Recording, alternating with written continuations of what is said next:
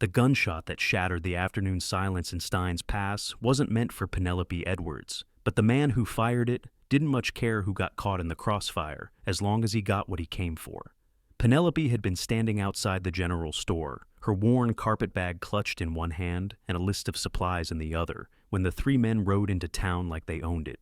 She'd learned in her 22 years to recognize trouble when she saw it, and these men wore it like a second skin. Their horses kicked up dust that settled on her already faded calico dress as they dismounted with the deliberate slowness of men who enjoyed making others wait and watch. The tallest of the three, a man with a scar running from his left eye to his jaw, pushed past her without a word, nearly knocking her into the hitching post. She steadied herself, her heart hammering, and was about to go inside when she heard the shopkeeper's voice rise in protest. "I don't have that kind of money just sitting in the till," Mr. Brennan was saying, his voice shaking. "You can't just come in here and demand—" The sound of a fist hitting flesh made Penelope flinch. She should have walked away, should have hurried down the street to the boarding house where she'd been staying these past 3 weeks, working as a seamstress to save enough money to continue west to California. That's what any sensible woman would have done. But Penelope had spent her whole life walking away, keeping her head down, making herself small and invisible. When her father died 2 years ago, leaving her alone in St. Louis, no one had fought for her. When the landlord evicted her from the apartment she'd grown up in, no one had stood up for her. When her employer at the dress shop had tried to force his attentions on her, and she'd quit rather than submit, no one had believed her story over his. So, maybe that's why, when she heard the second blow and the sound of misses. Brennan's scream, Penelope found herself pushing through the door instead of running away. "Stop it!" The words left her mouth before her mind could catch up. "Leave them alone!" The three men turned to look at her, and in that moment, Penelope realized she'd made a terrible mistake. The scarred man's eyes narrowed, and a slow, cruel smile spread across his face. "Well, well," he drawled. "Looks like we got ourselves a little hero. Boys, what do you think we should do with her?" The other two men laughed, a sound that made Penelope's skin crawl. She took a step backward, her hand reaching blindly for the door handle behind her, but the scarred man was faster. He grabbed her wrist, his fingers digging in hard enough to bruise. "Let me go," she said, trying to keep her voice steady even as fear threatened to choke her. "I don't think so, sweetheart. You just made yourself my business." That's when the door swung open behind her with enough force to crack against the wall, and a new voice cut through the tension like a blade. "I believe the lady asked you to let her go." The man holding Penelope's wrist didn't release her immediately, but his grip loosened slightly as he looked past her at whoever had just entered. Penelope turned her head and saw a cowboy standing in the doorway, his broad shoulders blocking most of the afternoon light. He was tall, well over 6 feet, with dark hair that needed a trim and eyes the color of storm clouds. He wore dusty trail clothes and a gun belt that looked well used, and there was something in the set of his jaw that said he wasn't the kind of man who made idle threats. "This ain't your concern, stranger," the scarred man said, but there was a note of caution in his voice now. "I'm making it my concern." The cowboy's voice was calm, almost conversational, but there was steel underneath it. "Now, I'm going to ask you one more time, nice and polite. Let the lady go." For a long moment, nobody moved. Penelope could feel her pulse pounding in her temples, could smell the sweat and leather and gunpowder that seemed to permeate the air. Then the scarred man shoved her away so hard, she stumbled into a display of canned goods, sending several tins clattering to the floor. "She ain't worth the trouble anyway," he said, spitting on the floor near Penelope's feet. "Come on, boys. We'll find easier pickings elsewhere." The three men moved toward the door, and the cowboy stepped aside to let them pass, but his hand never moved far from his gun. As they filed out, the scarred man paused next to him.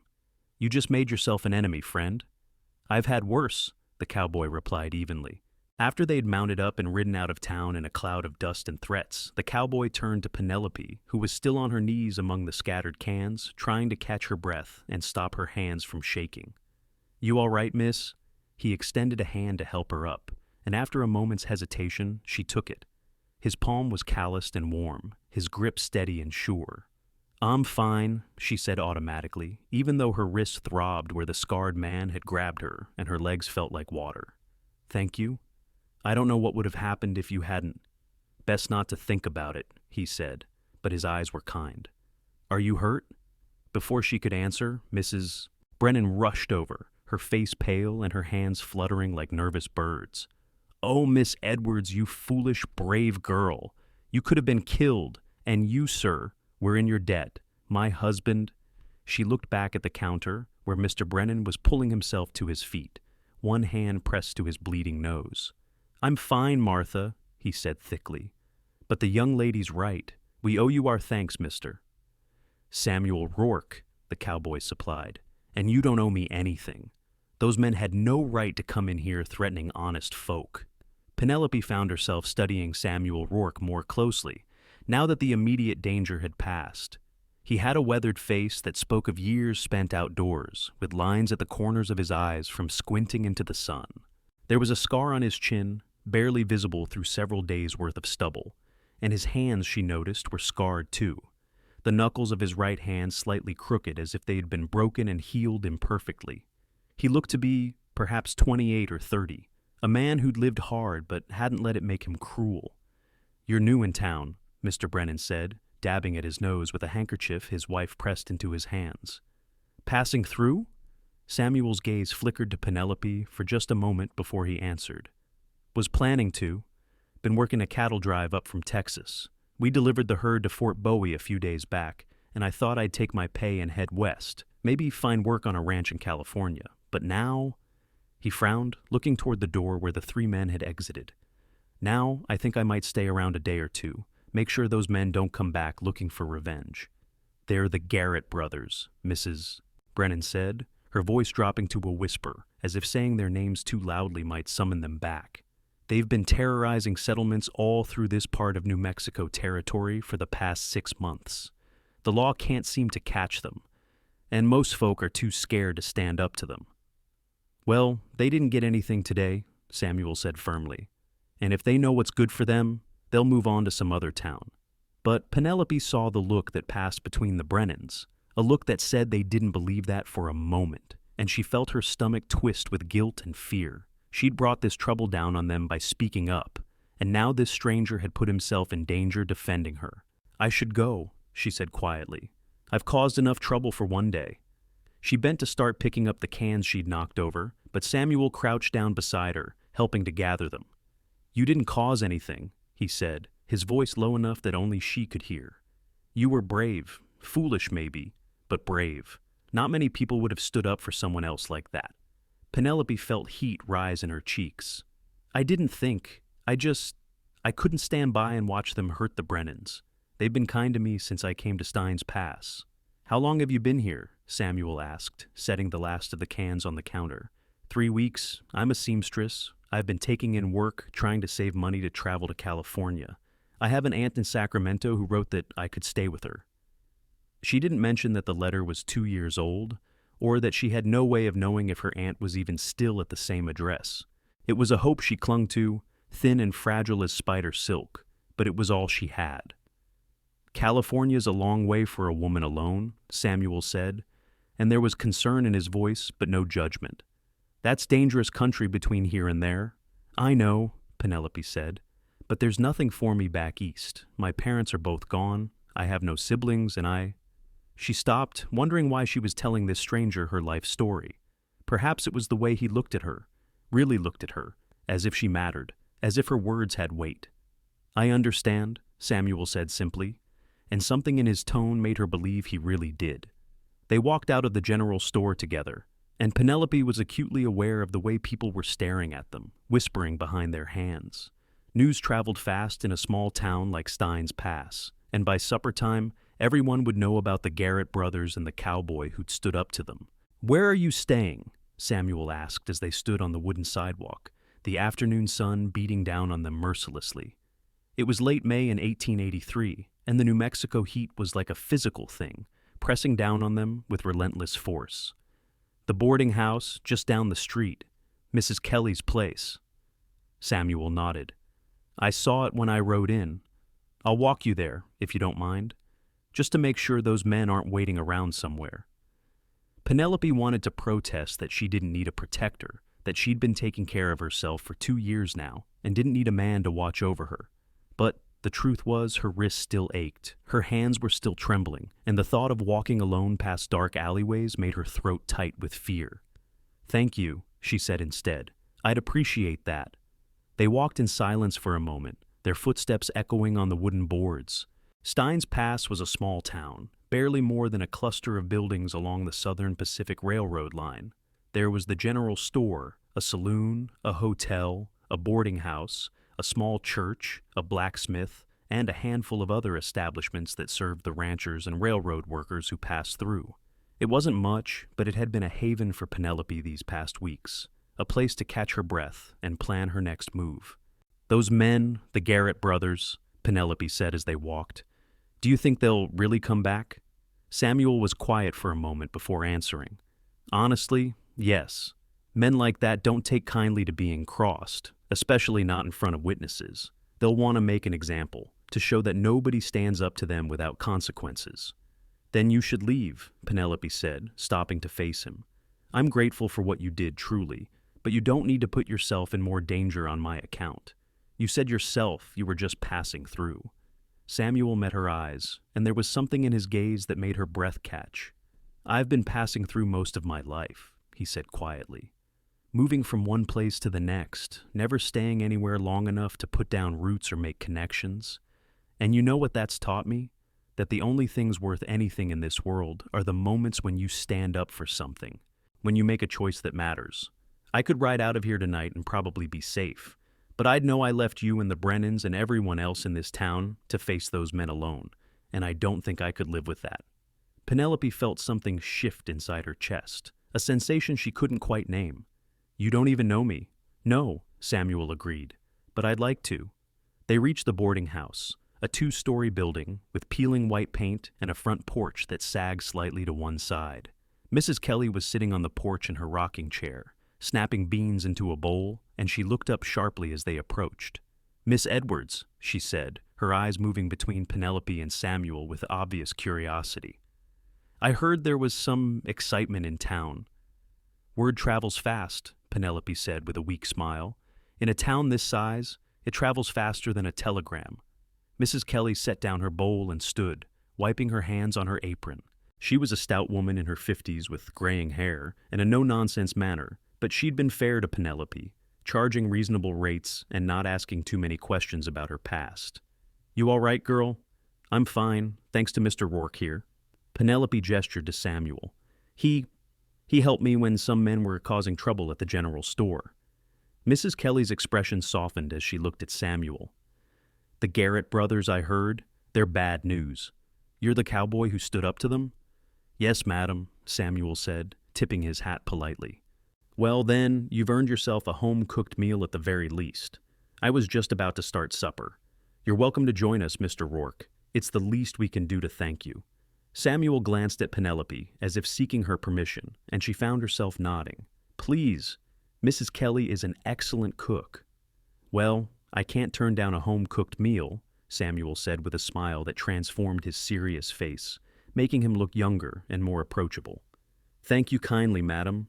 As Mrs. Kelly bustled inside to start preparing supper, Penelope and Samuel sat on the porch steps, watching the sun begin its slow descent toward the horizon. The heat was finally starting to break, a faint breeze stirring the dust in the street. "Tell me about yourself," Penelope said after a while. "You said you've been moving around most of your life. Where are you from originally?"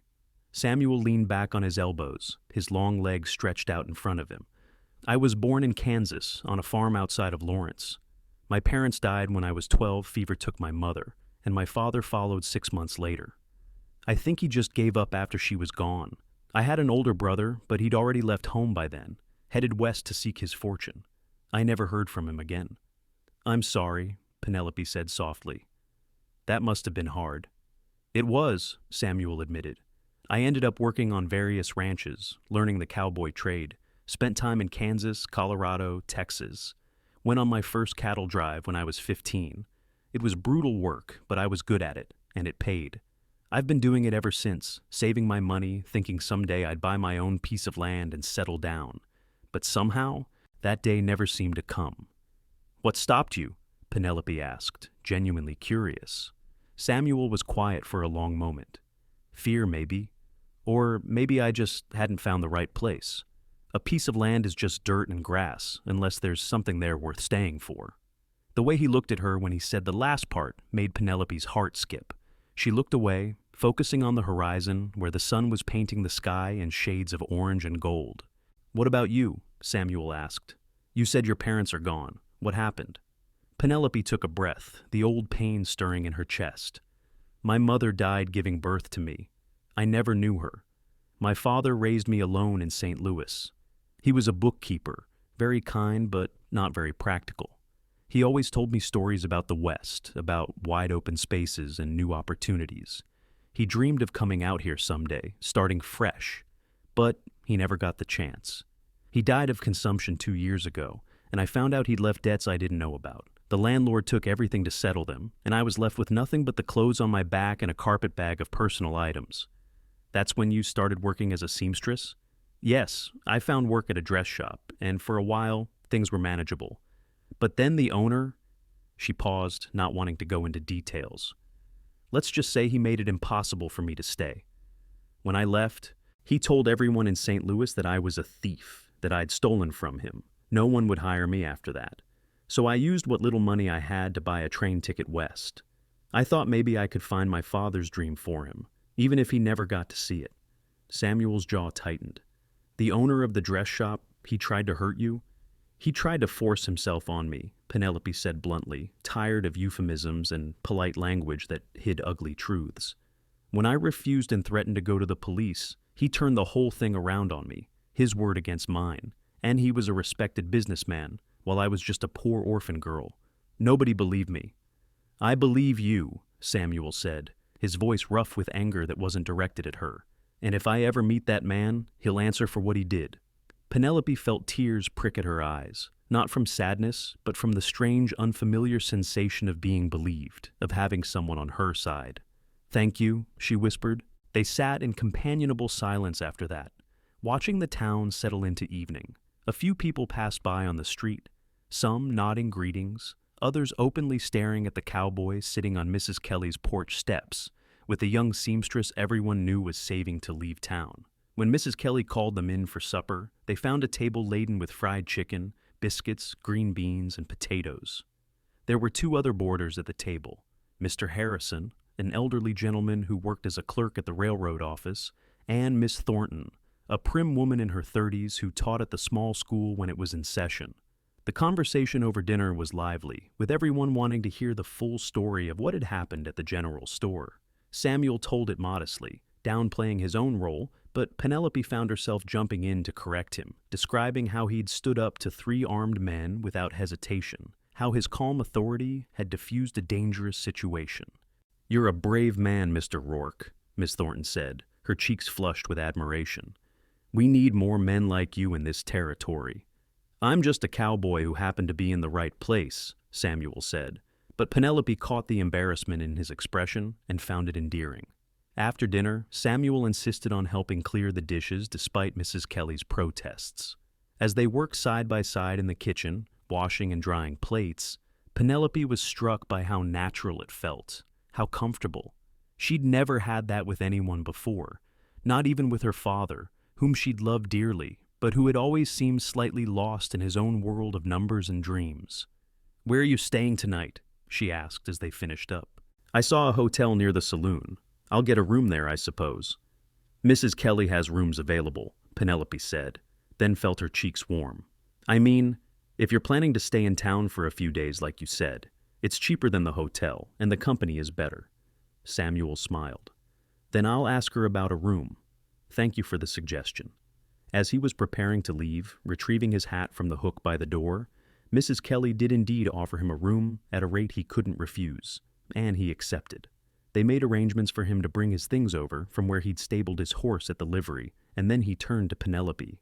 "Walk me out?" he asked. They stepped onto the porch together, and the night air was cool and clean, the sky above them a vast expanse of stars that seemed to stretch on forever.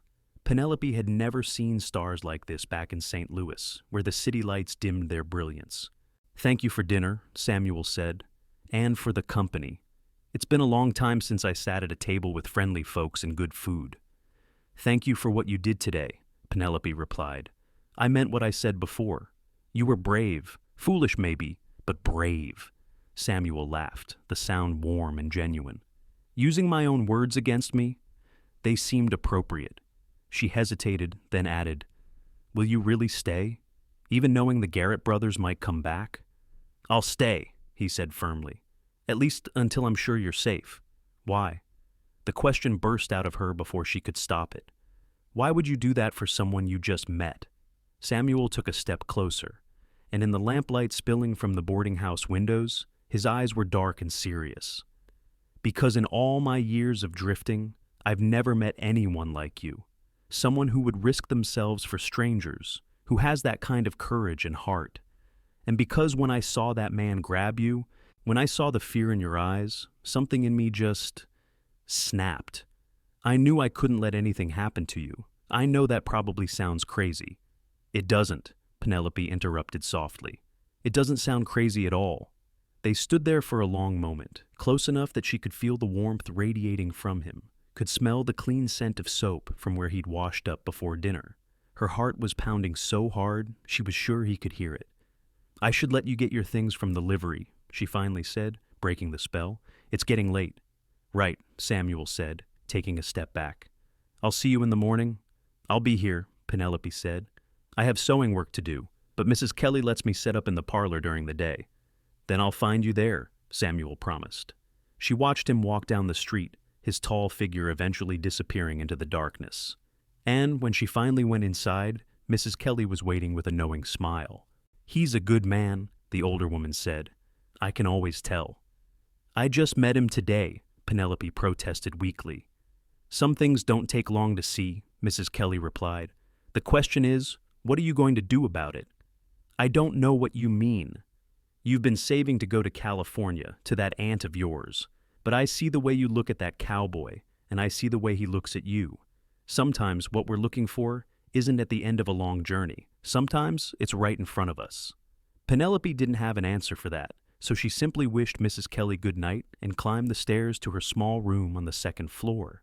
She changed into her nightgown and brushed out her long brown hair, but sleep was a long time coming. Her mind kept replaying the day's events, the fear when the scarred man grabbed her, the relief when Samuel appeared, the way his hand had felt when he helped her up, steady and strong, the conversation on the porch steps, the easy comfort of working side by side in the kitchen, the moment on the porch when he'd stood so close she could have reached out and touched him.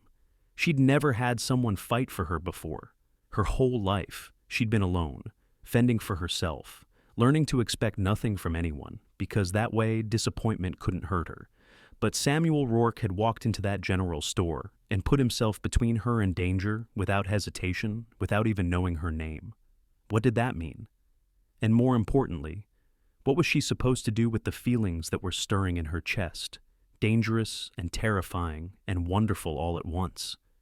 The next morning dawned clear and hot, the sun already brutal by the time Penelope came downstairs for breakfast. Samuel was there, sitting at the table with Mr. Harrison, discussing the state of the railroads and the future of the territory. He looked up when she entered, and the smile that crossed his face made her stomach flutter. "Good morning," he said, standing politely as she took her seat. "Good morning," she replied, hoping her voice sounded normal and not breathless like she felt. Mrs. Kelly brought out platters of eggs, bacon, and biscuits, and they ate while discussing their plans for the day. Mr. Harrison was heading to the railroad office. Miss Thornton was visiting a sick family at one of the nearby ranches, and Mrs. Kelly had marketing to do. "What about you?" Samuel asked Penelope as they finished breakfast. "I have 3 dresses to finish for Mrs. Morrison. She's paying well, and I need the money for my journey." Even as she said it, the words felt hollow. California seemed very far away this morning, and for the first time, she wasn't sure she wanted to go. "Mind if I keep you company while you work?" Samuel asked. "I could sit in the parlor, maybe read a book if Mrs. Kelly has any to lend. I don't like the idea of you being alone, just in case those men are still around." "I think that's a fine idea," Mrs. Kelly said, before Penelope could answer. "And I do have some books you're welcome to, Mr. Rourke. My late husband was quite the reader." So, it was settled. After breakfast, Penelope set up her sewing in the parlor, spreading fabric and thread and pins across the large table Mrs. Kelly kept there. Samuel settled into a chair by the window with a well-worn copy of a book by James Fenimore Cooper, and for a while, the only sounds were the whisper of needle through fabric and the occasional turn of a page. It should have been awkward, this enforced proximity with a man she barely knew, but instead it felt natural, comfortable, as if they'd been doing this for years instead of hours. Every so often, Samuel would read a passage aloud that he found interesting, and Penelope would respond with her thoughts, and they'd have long conversations about books and stories and the nature of adventure. "My father used to read to me," Penelope said during one such conversation, her needle pausing in its work. "Every night before bed, no matter how tired he was from his job. He loved stories about the West, about brave men and women carving out new lives in wild country. I think that's why he dreamed of coming out here. He wanted to be part of that story." "And now you are," Samuel pointed out. "You're the brave woman carving out a new life. Your father would be proud." Penelope felt tears sting her eyes. "I hope so. Sometimes I wonder if I'm just running away instead of running towards something." "Maybe it's both," Samuel said gently. "Maybe you had to run away from the bad to get to where the good was waiting." Before Penelope could respond, the door to the boarding house burst open, and a young boy of about 10 came running in, his face red and his breath coming in gasps. "Miss Edwards, Mr. Rourke, you gotta come quick. The Garrett brothers are back, and they've got Mr. Brennan. They're saying they're going to kill him unless the cowboy who interfered yesterday comes out to face them." Penelope's blood ran cold. She dropped her sewing and looked at Samuel, who was already on his feet, his face grim. "Where are they?" he asked the boy.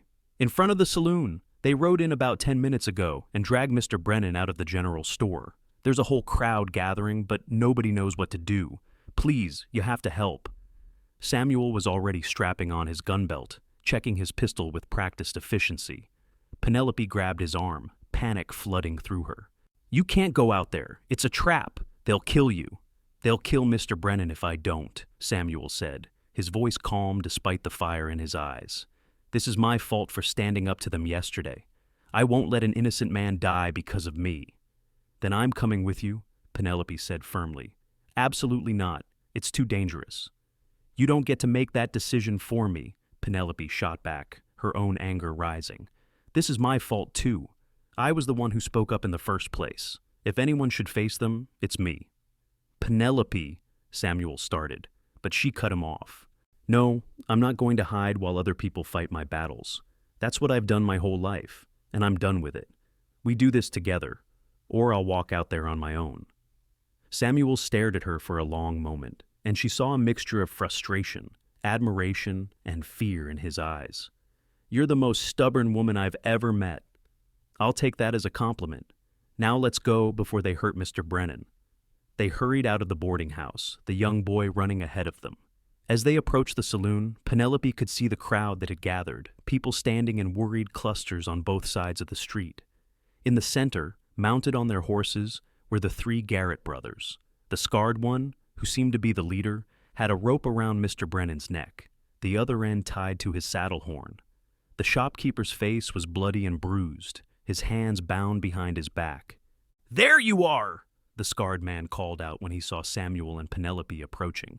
"I was beginning to think you didn't care what happened to your friend here."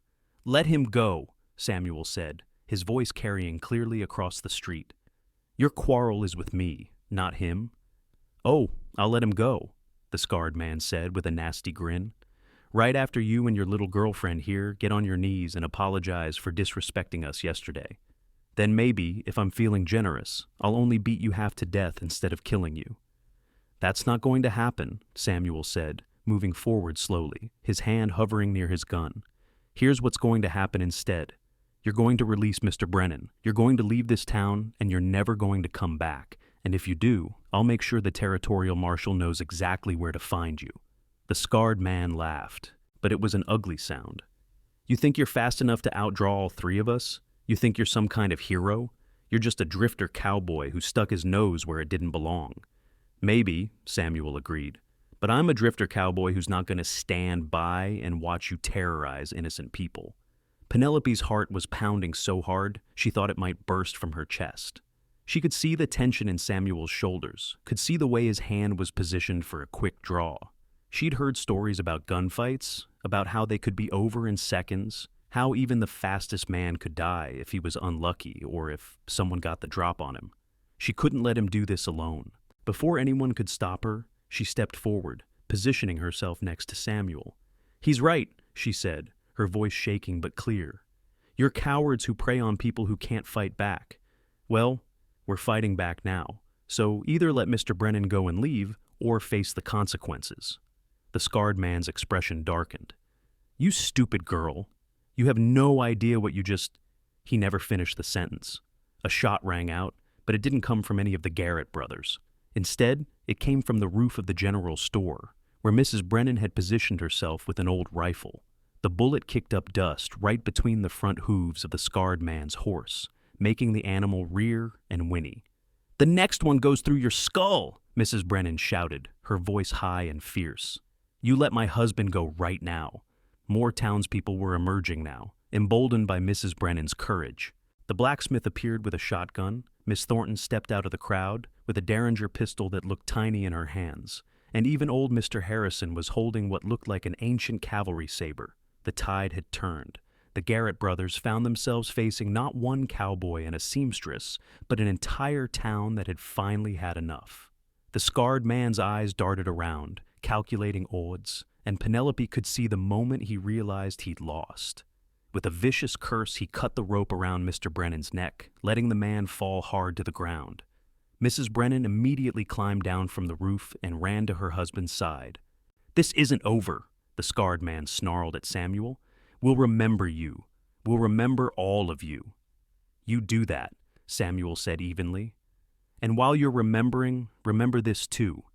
If you ever come back to Steins Pass, you won't leave alive. That's not a threat. That's a promise." The Garrett brothers turned their horses and rode out of town at a gallop, their departure marked by a cloud of dust and the sound of hoofbeats fading into the distance.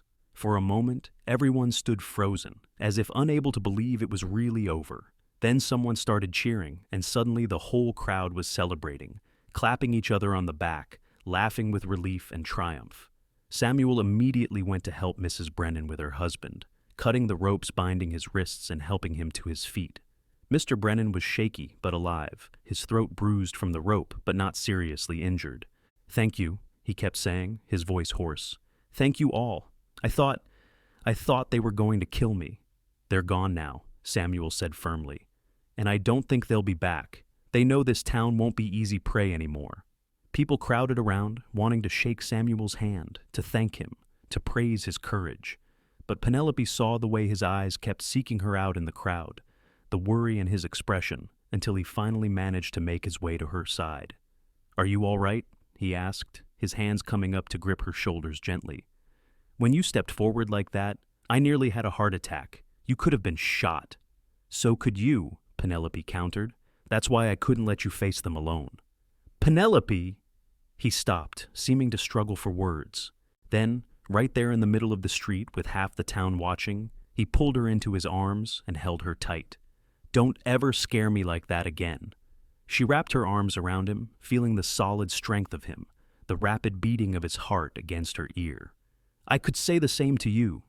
They stood like that for a long moment, neither of them caring about the whispers and smiles from the townspeople around them. When they finally pulled apart, Samuel's hands lingered on her arms, his thumbs tracing small circles that sent shivers through her, despite the heat. "I think we need to talk," he said quietly. "I think you're right," Penelope agreed. They walked back to the boarding house together, leaving the celebration behind. Mrs. Kelly took one look at their faces and shooed them out to the back porch, promising to bring lemonade and then make herself scarce. They sat on the porch swing, the old chains creaking softly as it swayed back and forth. For a while, neither of them spoke, both seeming to gather their thoughts.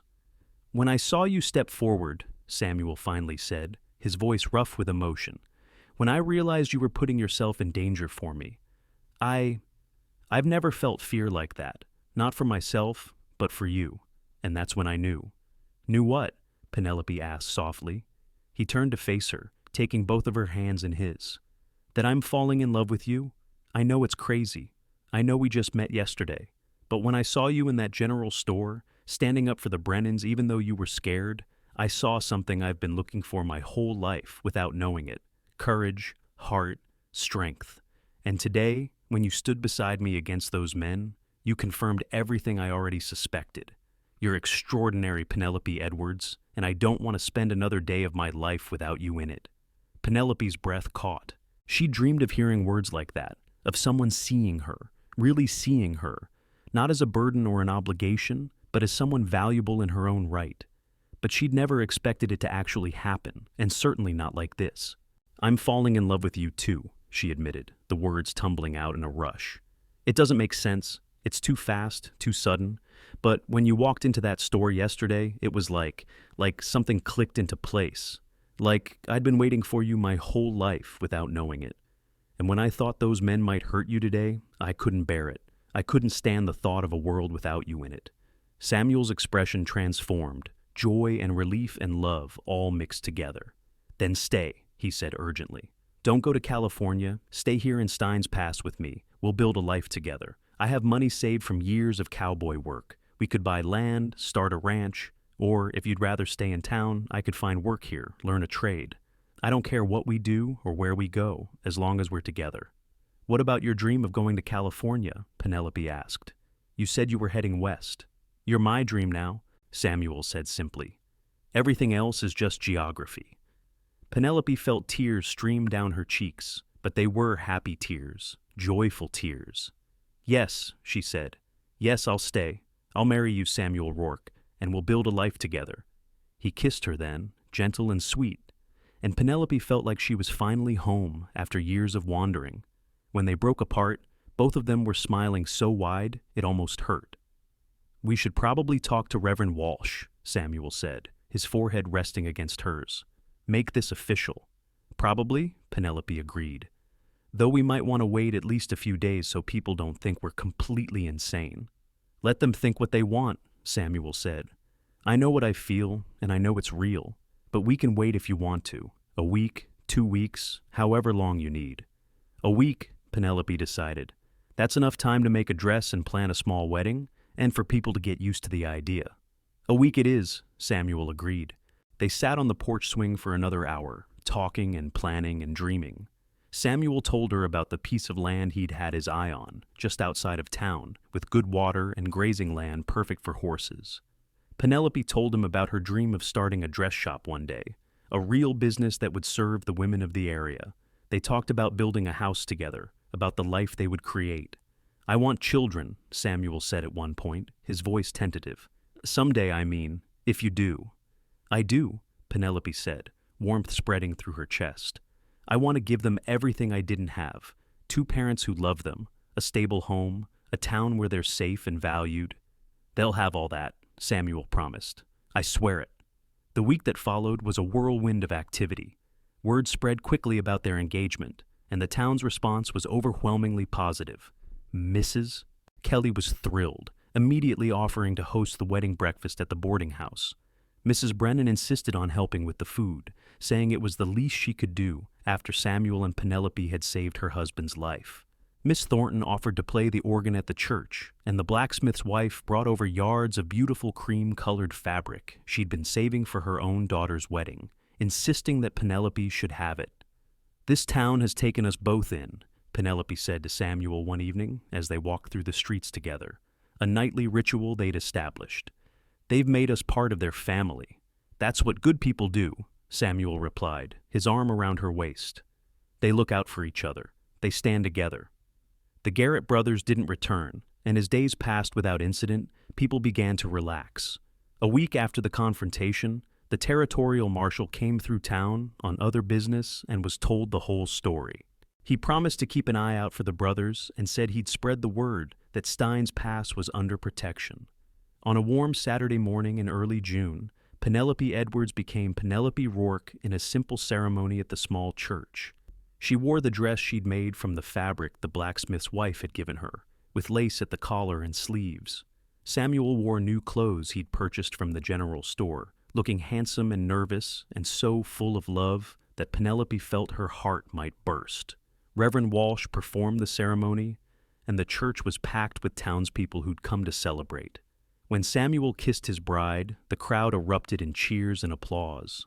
The wedding breakfast at Mrs. Kelly's boarding house was a joyous affair, with more food than anyone could possibly eat, and music provided by Miss Thornton on her portable organ and the blacksmith on his fiddle. People danced in the parlor and spilled out onto the porch and into the yard, celebrating not just a wedding, but the birth of something new, a community that had learned to stand together. "Happy?" Samuel asked Penelope as they danced together, his arms strong and sure around her. "Happier than I ever thought possible," she answered honestly. "A week ago, I thought I'd spend the rest of my life alone, always moving, always looking for something I could never quite name. And now I have everything I ever wanted." "So do I," Samuel said, his voice thick with emotion. "So do I." They spent their wedding night in a room at the hotel, the nicest one in town, which the owner gave them as a wedding gift. They made love slowly and sweetly, learning each other's bodies, murmuring words of love and devotion in the darkness. When Penelope fell asleep in Samuel's arms, she dreamed of the future, of a house they would build together, of children who would run through fields of grass, of growing old side by side. True to his word, Samuel purchased the land he'd told Penelope about, using the money he'd saved from years of cowboy work. It was a beautiful piece of property, with rolling hills and a creek that ran through it year-round. They hired a crew to help build a house, and Samuel worked alongside them every day, determined that the home he built for his wife would be solid and strong. Penelope continued her sewing work, and as word spread about her skill, she found herself with more customers than she could handle. Mrs. Morrison recommended her to friends, and soon women were coming from ranches 20 miles away to have dresses made. She saved the money carefully, and 6 months after their wedding, she opened her own dress shop in a small building next to the general store. The sign above the door read, "Rourke's Fine Dressmaking," and Penelope felt a surge of pride every time she saw it. She'd gone from being a woman with nothing, running from a past that threatened to define her, to being a respected businesswoman with a thriving trade and a husband who loved her beyond measure. Their house was finished in the spring of 1884, just over a year after they'd met. It was a beautiful 2-story structure with a wide front porch and large windows that let in plenty of light. Samuel had carved their initials into the beam above the front door, and when he carried Penelope over the threshold, both of them were laughing and crying at the same time. "This is ours," Samuel said, setting her down gently in the front hall. "Our home, the place where we'll build our life." "It's perfect," Penelope said, looking around at the empty rooms that would soon be filled with furniture and memories. "It's everything I dreamed of, and more." They filled the house slowly, buying furniture from the craftsmen in town and the surrounding area. Penelope made curtains and quilts, her skilled hands creating beauty in every room. Samuel built a barn for the horses he'd begun breeding, having discovered he had a talent for it. Their ranch, small as it was, began to prosper. In the summer of 1884, Penelope discovered she was pregnant. She told Samuel on a warm evening as they sat on their front porch, watching the sun set over their land. "Are you sure?" he asked, his face a mixture of joy and terror. "I'm sure," she said, taking his hand and placing it on her still flat stomach. "We're going to have a baby, Samuel. You're going to be a father." He pulled her into his arms, holding her as if she were made of glass. "I'm going to be a father," he repeated, wonder in his voice. "We're going to be parents." "Are you happy?" Penelope asked, though she could see the answer in his face. "Happy doesn't even begin to cover it," Samuel said, terrified, elated, amazed, grateful, all of those and more. They told the town the next day, and once again, the community rallied around them. Mrs. Kelly and Mrs. Brennan organized a quilting bee, and women from all over the area contributed squares to create a beautiful baby quilt. The blacksmith started work on a cradle, carving intricate designs into the wood. Even stern Miss Thornton knitted tiny booties and sweaters. Penelope's pregnancy progressed smoothly, though she continued working in her dress shop until her 7th month, when Samuel finally convinced her to let her assistant, a young woman named Clara, take over the day-to-day operations. "You need to rest," he insisted, his protective instincts in full force. "I'm pregnant, not fragile," Penelope countered, but she was secretly grateful for the break. Her body was changing in ways that both amazed and exhausted her, and she was happy to spend more time at home, preparing for the baby's arrival. Their son was born on a cold February morning in 1885, after a labor that lasted through the night. Samuel stayed by Penelope's side the whole time, holding her hand, wiping her forehead, whispering encouragement. When the baby finally arrived, his first cry filling the room, Samuel wept openly. "He's perfect," Penelope said, holding their son against her chest, marveling at his tiny fingers and toes, his shock of dark hair so like Samuel's. "He's absolutely perfect." "What should we name him?" Samuel asked, gently touching the baby's cheek. They'd discussed names for months, but had never quite settled on one. Now, looking at her son's face, Penelope knew. "James," she said, "after my father, James Samuel Rourke." "James," Samuel repeated, trying it out. "I like it. I like it a lot." He leaned down to kiss Penelope's forehead. "Thank you. Thank you for him, for this life, for everything." "Thank you for fighting for me," Penelope said, remembering that day in the general store that had changed everything. "Thank you for being the one who finally stood up for me when no one else ever had." "I'll always fight for you," Samuel promised. "You and James, you're my whole world." Being parents was harder than either of them had anticipated, but also more rewarding. James was a fussy baby who didn't sleep through the night until he was nearly 6 months old, and there were many nights when Samuel and Penelope took turns walking the floor with him, singing lullabies and praying for sleep. But there were also moments of pure magic. The first time James smiled at them, the first time he laughed, the day he took his first steps across the kitchen floor. Penelope would sometimes watch Samuel with their son, seeing the gentleness and patience he showed, and feel overwhelmed with love. "You're a wonderful father," she told him one evening, as she watched him give James a bath, the two of them laughing together as water splashed everywhere. "I'm learning," Samuel said, lifting James out of the tub and wrapping him in a towel. "Every day I'm learning, and I have the best teacher." He looked at Penelope with such love that she felt tears spring to her eyes. The years passed quickly, marked by the rhythms of ranch life and the changing seasons. James grew from a baby into a toddler, then into a bright, curious boy who loved horses and followed his father everywhere. The ranch prospered, Samuel's reputation for breeding quality horses spreading throughout the territory. Penelope's dress shop continued to thrive, though she now worked from home most days, letting Clara manage the storefront.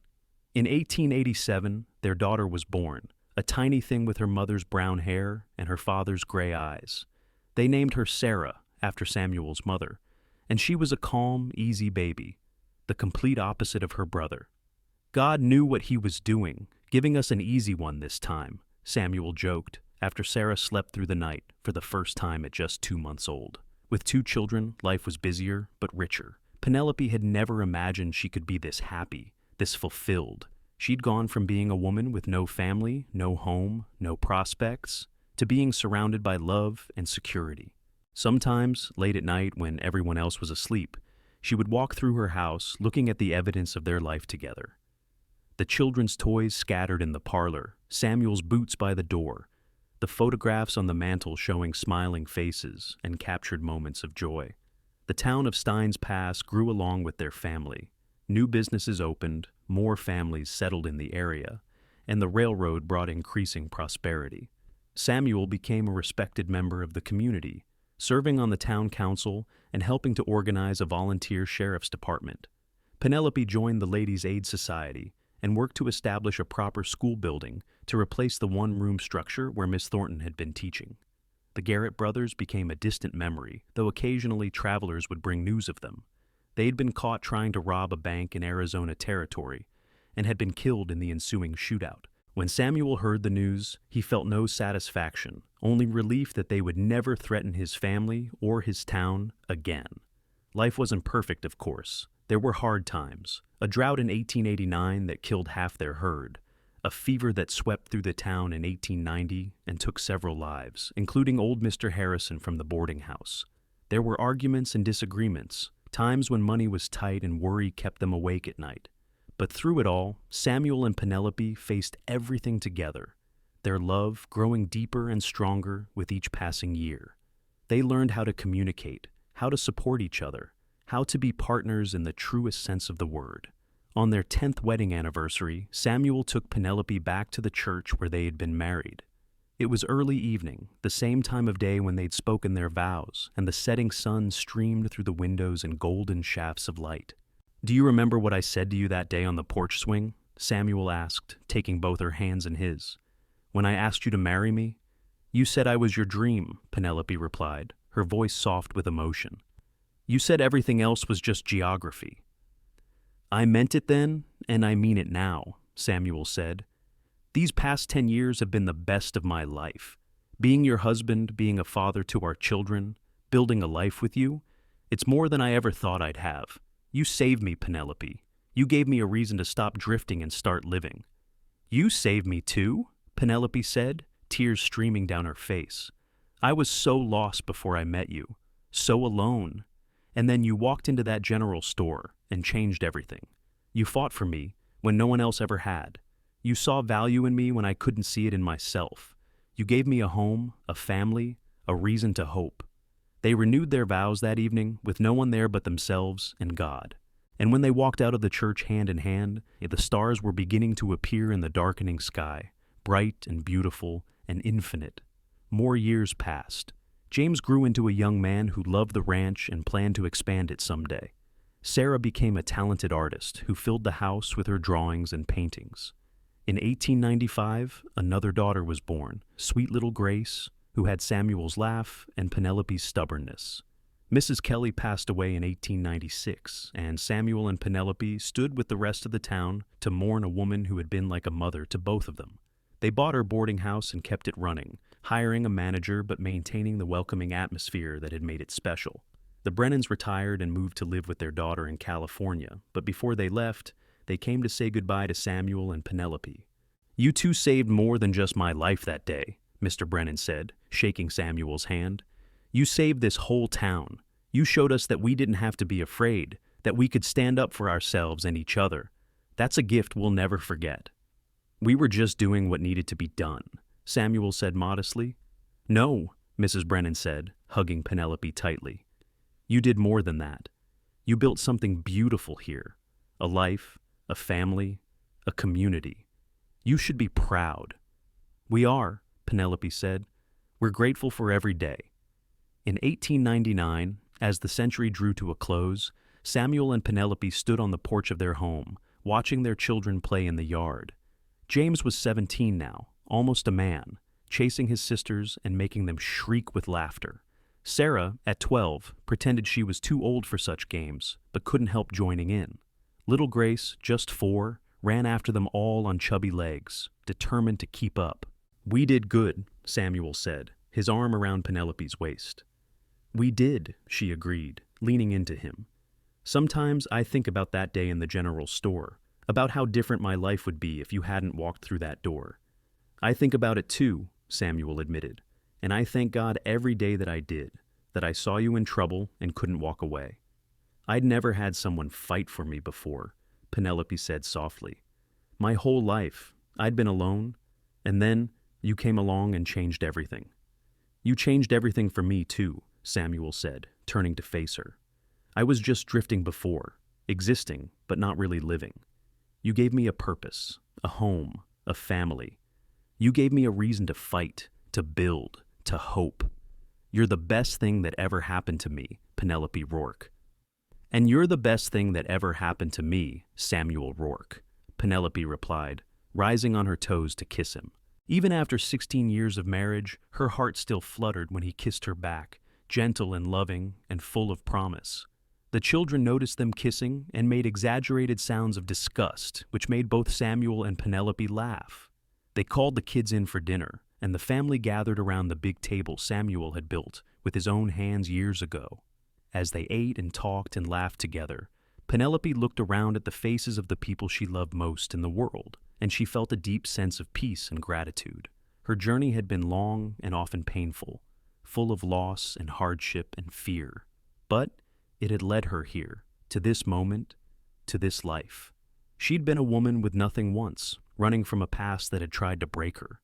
But she'd kept going, kept hoping, kept believing that somewhere out there was something better.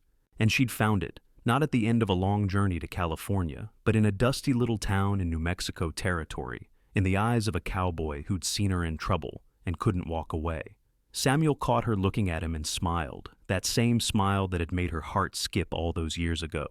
She smiled back, and in that simple exchange was all the love and history and promise of all the years they'd shared and all the years still to come. The 20th century arrived with celebrations and hope. The Rourke family marked the occasion with a party at their ranch, inviting everyone they knew. The house was full of laughter and music, the tables groaning under the weight of food everyone had contributed. As midnight approached, Samuel stood up and called for everyone's attention. He pulled Penelope to her feet beside him, his hand warm and strong in hers. "I want to make a toast," he said, raising his glass. "To the new century, to new beginnings, and to the enduring power of love. 16 years ago, I walked into a general store and met a woman who changed my life. She was brave when she should have been afraid, strong when she could have been weak, and she showed me what it means to truly live. Penelope, you are the love of my life, my partner, my best friend. Here's to the next 100 years together." "I'll drink to that," Penelope said, her voice choked with emotion. "Though I should probably mention that we'll be very old by then." Everyone laughed, raising their glasses in a chorus of good wishes. As the clock struck midnight, Samuel kissed his wife, and all around them, people cheered and embraced, celebrating not just the turn of the century, but the power of community, family, and love. The years continued to unfold, each one bringing new challenges and joys. James married a sweet girl from a neighboring ranch in 1903 and gave Samuel and Penelope their first grandchild, a boy they named Samuel after his grandfather. Sarah went east to study art and came back with a degree and a husband, a kind man who supported her dreams of opening a gallery. Grace grew into a spirited young woman who declared she wanted to be a doctor, much to everyone's surprise and delight. The ranch prospered beyond Samuel's wildest dreams, becoming one of the most respected horse breeding operations in the territory. Penelope's dress shop expanded to include ready-made clothes as well as custom pieces, employing half a dozen women from the town and surrounding areas. But more than any business success or material prosperity, what Samuel and Penelope treasured most was the life they'd built together. The quiet mornings drinking coffee on the porch, watching the sun rise over land they'd tamed together. The evenings spent with their children and grandchildren, passing down stories and traditions. The stolen moments alone when the world was asleep, and it was just the two of them, still as in love as they'd been that first week. On their 25th wedding anniversary, the town threw them a celebration. People came from miles around to honor the couple who had helped build Steins Pass into a thriving community. There were speeches and gifts, music and dancing, and more food than anyone could eat. At the end of the evening, when most of the guests had gone home and only close friends and family remained, Samuel and Penelope slipped away to the same porch swing where he'd first proposed to her all those years ago. 25 years, Penelope marveled, resting her head on Samuel's shoulder as the swing creaked gently back and forth. "Sometimes it feels like yesterday, and sometimes it feels like forever." "The best kind of forever," Samuel said, kissing the top of her head. "Do you ever regret staying? Do you ever wonder what would have happened if you'd gone on to California like you planned?" "Never," Penelope said firmly. "Not once in all these years have I regretted choosing you, choosing us, choosing this life. California might have offered me a fresh start, but you gave me a home. You gave me everything I'd ever been looking for, even when I didn't know what that was." "I was the lucky one," Samuel insisted. "I was just a cowboy drifting from place to place, not knowing what I was searching for. And then I found you, and suddenly everything made sense. You gave my life meaning, Penelope. You gave me a reason to fight, to build, to dream."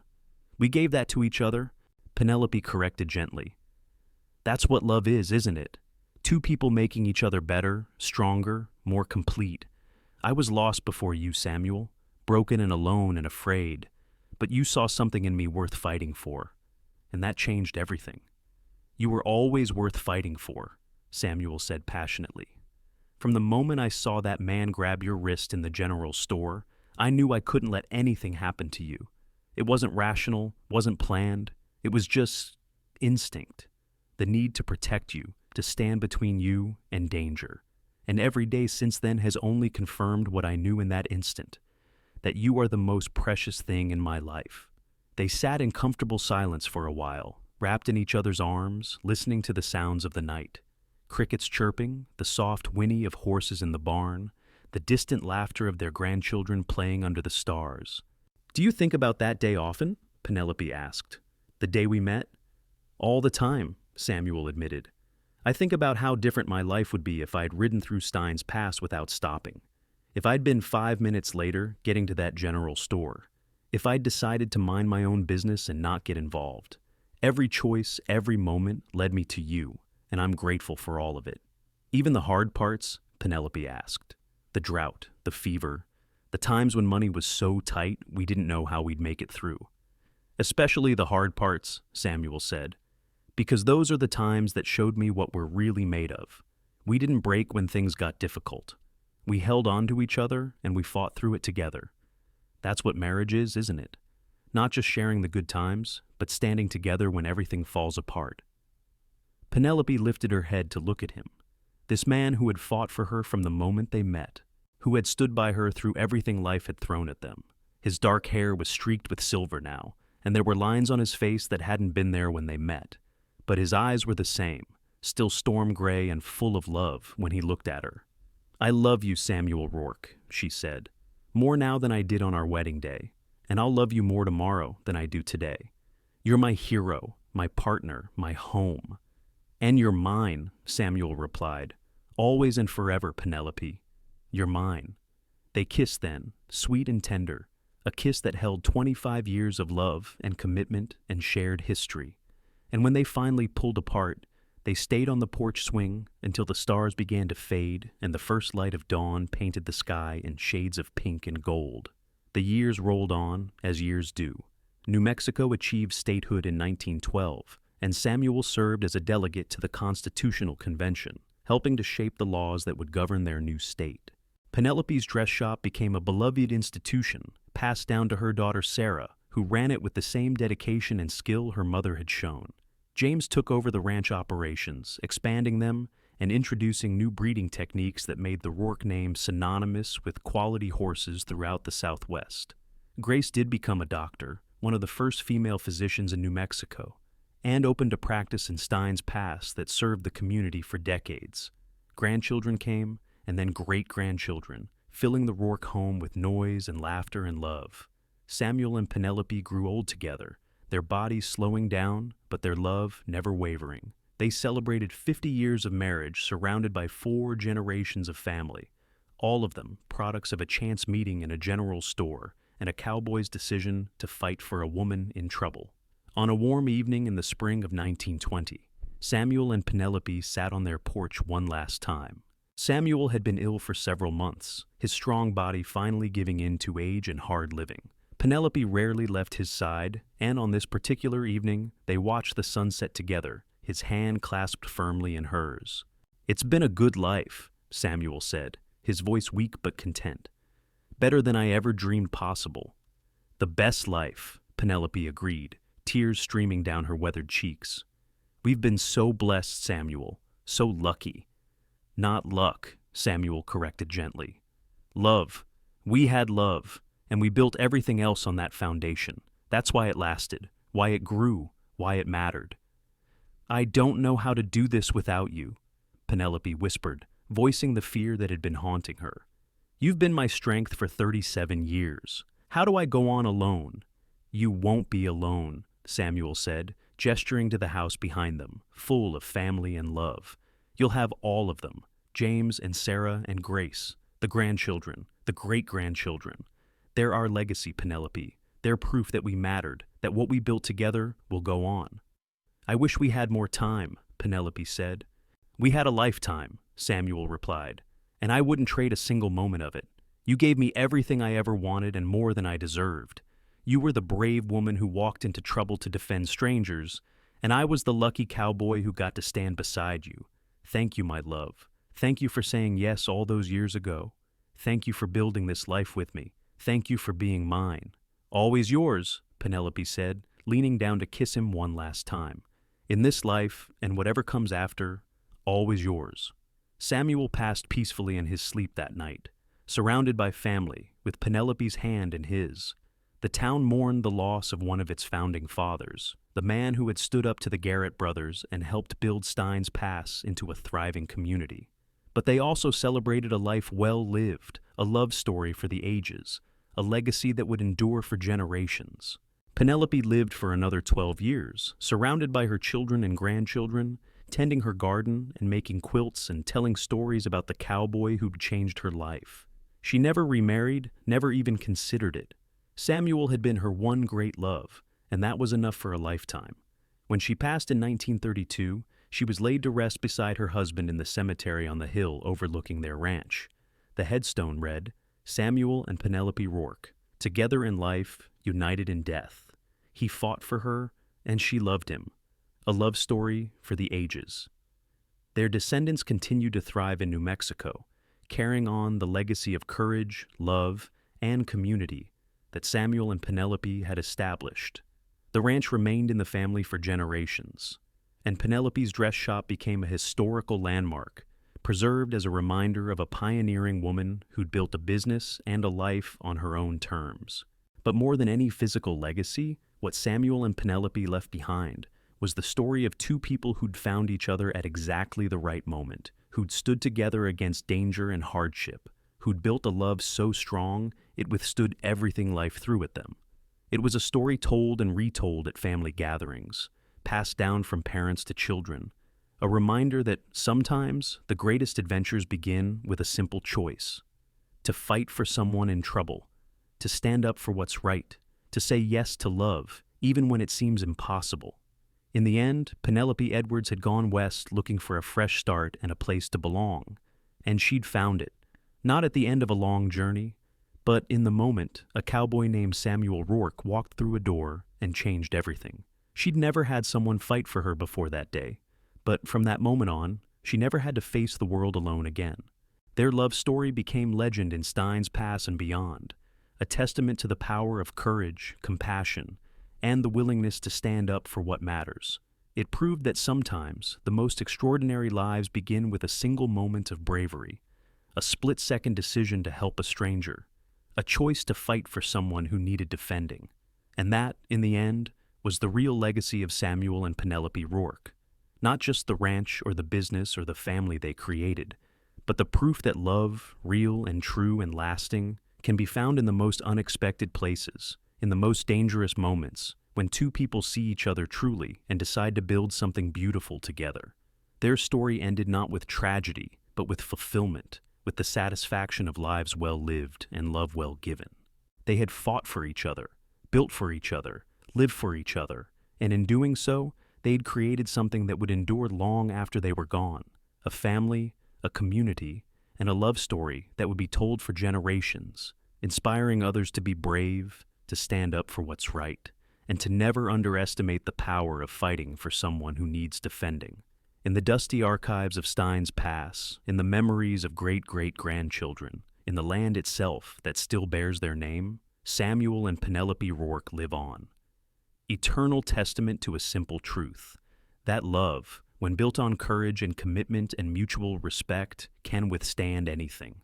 That sometimes the person you're meant to find is standing right in front of you, in trouble and afraid and needing someone to fight for them. And that when you make the choice to be that person, when you step forward instead of walking away, you might just find that you're not just saving them, you're saving yourself too.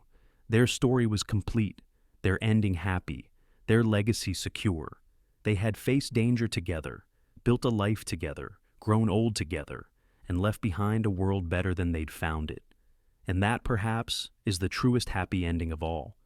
Not just personal happiness, but a life that matters, that touches others, that makes a difference.